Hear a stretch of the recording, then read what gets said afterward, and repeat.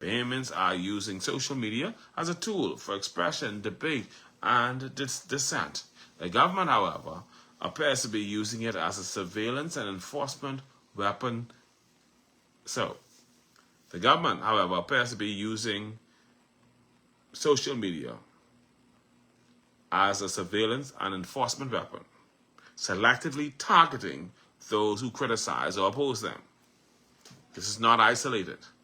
This week here, Jamie Williams of Savannah Sound, Eleuthera, was allegedly taken in by police under the pretense of just asking a few questions about something she said or posted on social media. According to her account, the officer positioned himself as a friend. But here is the legal reality. If police are questioning you in a criminal context, you must be cautioned. And to caution you, they must arrest you. Anything else is deception. Then there is Drew Burrows of Grand Bahama, who was allegedly arrested following a call connected to Deputy Prime Minister Chester Cooper. These patterns, whether denied or explained away, are becoming too frequent to ignore. Even more troubling is the timing. The charges against Brittany Harris emerged shortly after the Bahamas Bar Association moved to increase legal fees. The implication is chilling. Use the state to prosecute four citizens into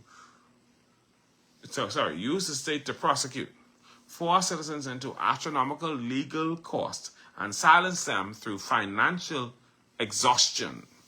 This is not about protecting reputations. This is about power. In an era where speech is global and digital, criminal libel laws are obsolete and dangerous. They invite abuse, selective enforcement, and political repression. No one should be jailed, shackled, or monitored for you say and I say over social media disputes.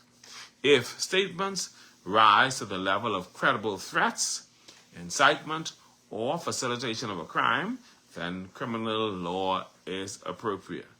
But gossip, commentary, and opinions, even offensive or false opinions, belong in civil court, not police cells. What we are witnessing right now with Brittany, with Jamie, with Drew Burrows and others, what we are witnessing is a slow normalization of an autocratic, Trumpian-styled political culture where government officials use the force of the state to punish enemies and chill speech rather than answer criticism with transparency and accountability. Today, it is Brittany Harris. Yesterday, it was Jamie Williams. Tomorrow, it could be any Bahamian with a plan and an opinion. At TMI, we say this plainly. Free speech is not free if it comes with handcuffs. Democracy does not die overnight. It dies one arrest, one intimidation, one silenced voice at a time. This is not justice. This is a warning. All of this remains alleged. TMI invites any party mentioned to respond or refute. All right? And we can't forget Brittany telling the story of how she has more to tell us. But telling the story of how this Inspector Gator cussed out Crystalline Skippins because Crystalline Skippins wouldn't mistreat Brittany. That's a deep story. I still want to hear more details about that. I don't know if I ain't listening now.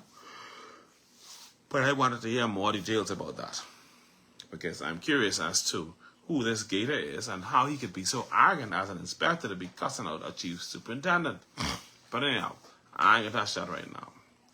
I can move on to something else, and then I'm gonna move on to something else. Right here. And I want to move on to something, and I can tackle it just a little bit tonight, and then I get into my bed. I was only on for an hour. Yeah. All right. So, yeah, I was only on for an hour.